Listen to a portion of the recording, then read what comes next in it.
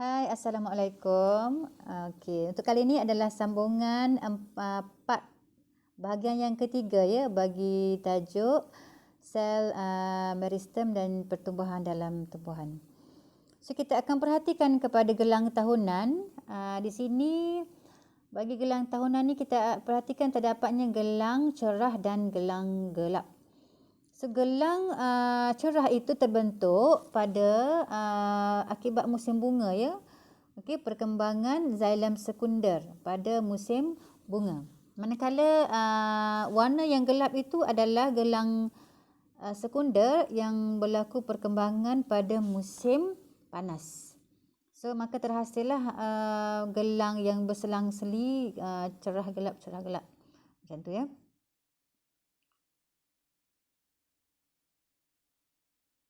Okey.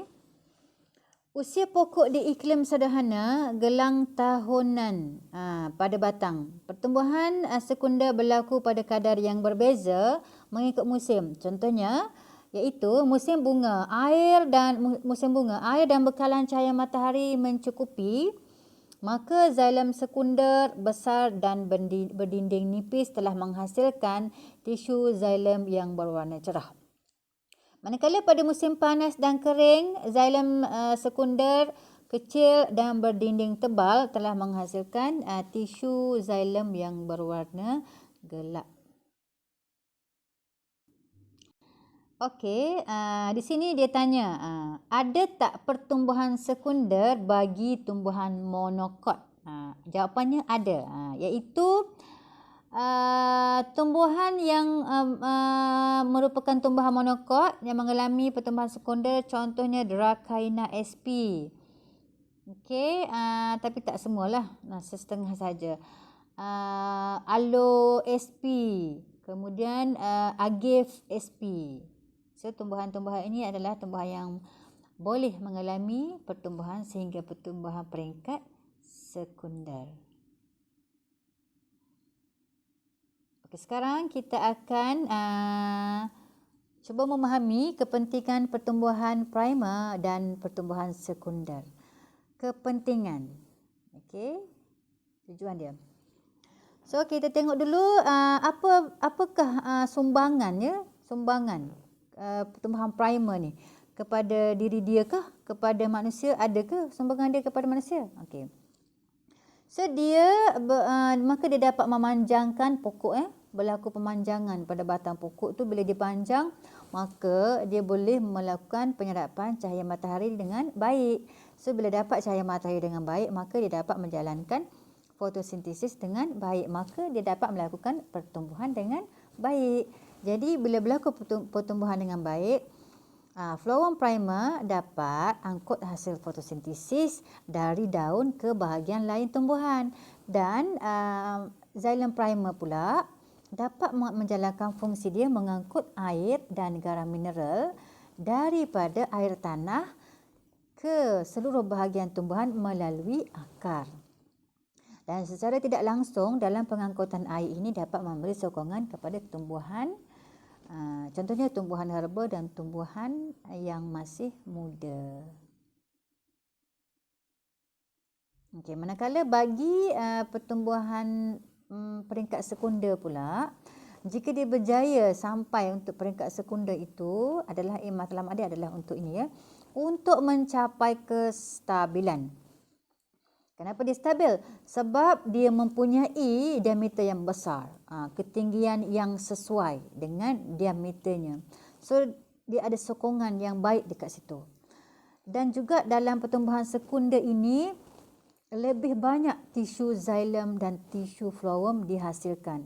Okey, bukan saja lebih banyak tetapi dihasilkan secara berterusan. Manakala kulit kayu dia pula pada bahagian luar tu, kulit kayu dia tu kuat dan tebal dan dapat memberi perlindungan kepada pokok. Jadi dengan ciri-ciri yang ada ini, tumbuhan ini dapat hidup dengan lebih lama, dapat menghasilkan biji benih banyak dan berterusan, maka dapatlah dia membiak. Okey, sekarang kita cuba lihat ya perbandingan di antara pertumbuhan primer dengan pertumbuhan sekunder di dalam tumbuhan jenis eudicot. Cuba kita tengok sekali lagi. Kita nak tengok kepada perbandingan ya, perbandingan antara tumbuhan primer dengan pertumbuhan sekunder. Jadi bila perbandingan maka kita akan lihat dua-dua, persamaan dan juga perbezaan. Persamaannya, kedua-dua pertumbuhan ini adalah bertujuan untuk meningkatkan saiz tumbuhan secara tetap. Kemudian persamaan yang kedua, kedua-dua pertumbuhan berlaku pada tumbuhan berkayu. Okey. Yang ketiga, kedua-dua pertumbuhan melibatkan pembahagian sel secara mitosis. Okey, itu adalah persamaan. Bagi perbezaan pula, kita akan tengok kepada 8 aspek ya pelajar. 8 aspek. Okey, aspek yang pertama yang sebelah kiri itu adalah pertumbuhan peringkat primer dan yang sebelah kanan adalah pertumbuhan peringkat sekunder. Okey, sekarang kita lihat dari segi aspek dia. Yang pertama, tisu meristem yang terlibat. Primer, meristem apex. Sekunder, meristem lateral, iaitu cambium vascular yang boleh berkembang membentuk xylem dan phloem yang baru, iaitu xylem phloem sekunder. Dan juga cambium gabus yang boleh berkembang membentuk sel gabus dan juga cortex pada bahagian dalamnya. Sel gabus berperanan untuk melindungi batang daripada patogen dan serangan serangga. Aspek yang kedua, bahagian yang mengalami pertumbuhan adalah bagi primer pada bahagian batang dan akar tumbuhan yang lebih muda. Manakala bagi sekunder, pertumbuhan primer telah pun terhenti dan batang dan akar telah matang. Okey. Arah pertumbuhan bagi primer secara memanjang ke atas. Manakala arah pertumbuhan bagi sekunder, dia bukan sahaja dia memanjang ke atas, tetapi dia juga berlaku pertumbuhan secara jejari, iaitu dia melebarkan diameter dia. Kesan pertumbuhan bagi primer, peningkatan pemanjangan batang dan akar. Batang semakin panjang, akar semakin panjang. Okey, sebab matlamat dia untuk pemanjangan untuk mencapai cahaya matahari untuk dilakukan fotosintesis. Manakala akar dia pula matlamat dia untuk melakukan penyerapan air dengan baik. Okey.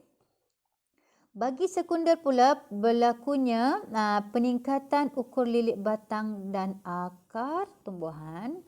Okey, sekarang kita akan lihat kepada aspek yang kelima. Okay, aspek yang kelima iaitu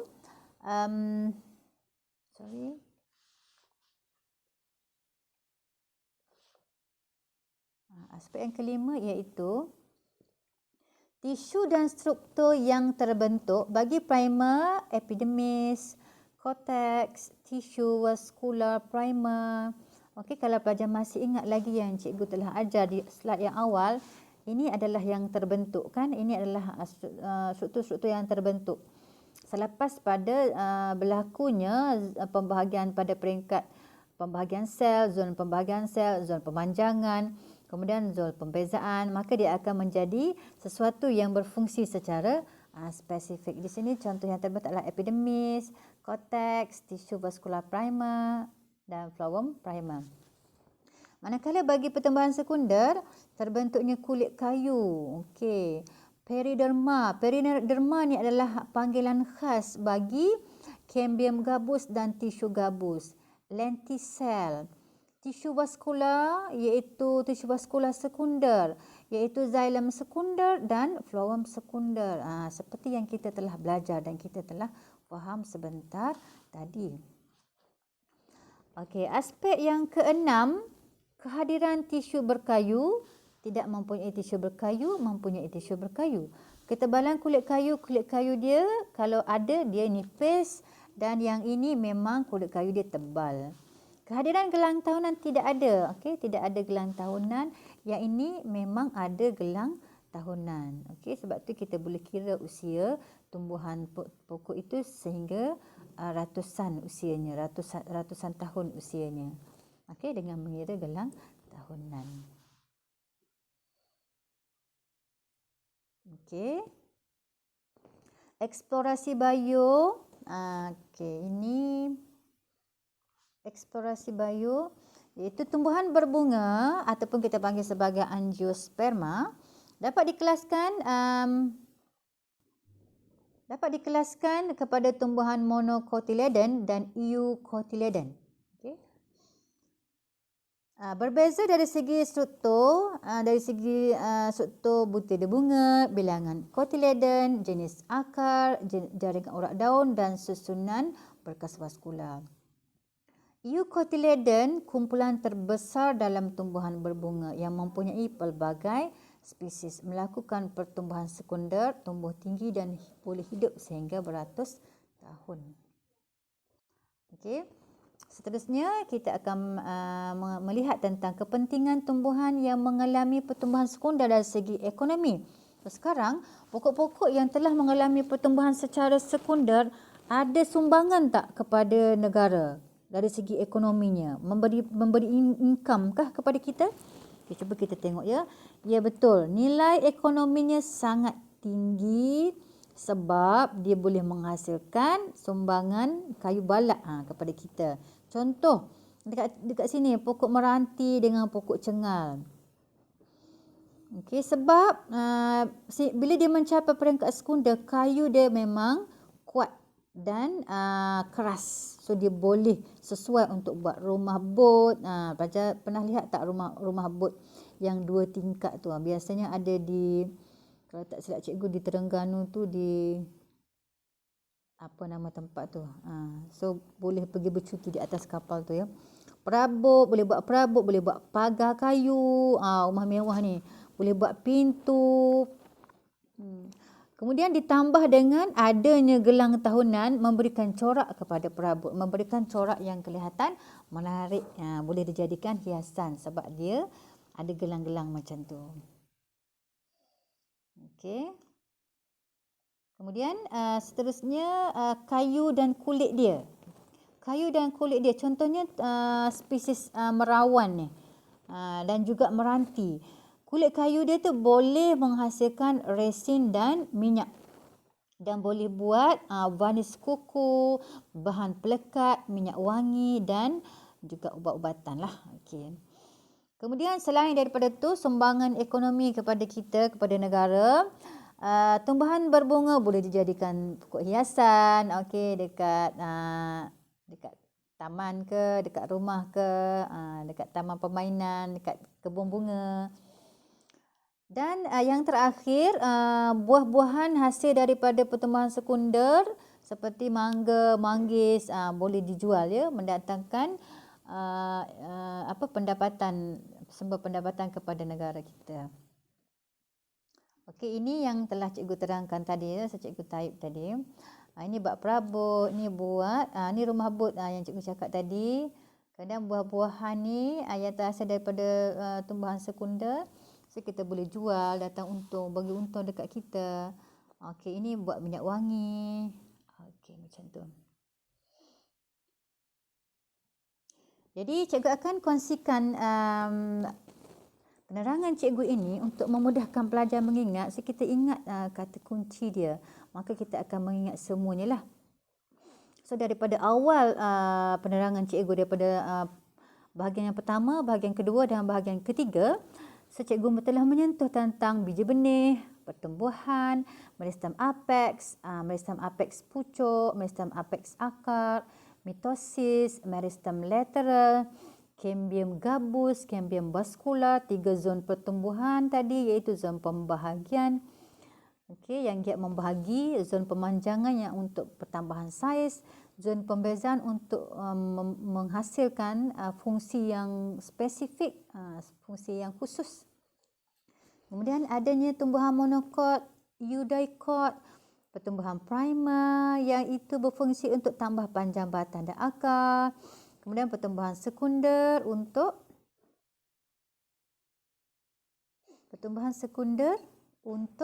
tambah diameter, tambah tinggi. Kemudian adanya xylem primer berfungsi untuk angkut air. Phloem primer untuk angkut hasil fotosintesis. Okey, xylem sekunder. Xylem sekunder, phloem sekunder untuk sokongan. Xylem sekunder dan phloem sekunder untuk sokongan selain daripada fungsi yang telah cikgu terangkan tadi. Ada banyak lagi kan. Okay. Pertumbuhan peringkat sekunder yang menghasilkan produk. Okay. Kemudian adanya gelang tahunan yang kita boleh kira. Kemudian pendapatan kepada negara yang baru saja cikgu terangkan tadi. Okey, ini adalah soalan pengukuhan yang ada di dalam buku teks biologi tingkatan 5. So pelajar boleh cuba menjawab ya. Contoh soalan yang pertama.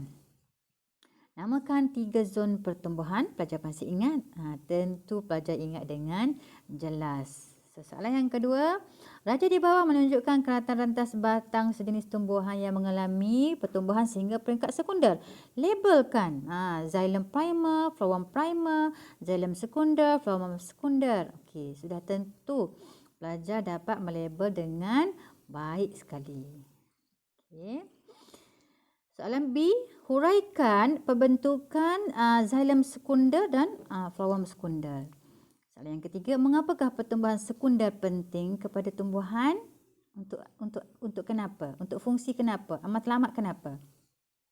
Yang keempat, pertumbuhan sekunder tumbuhan menyokong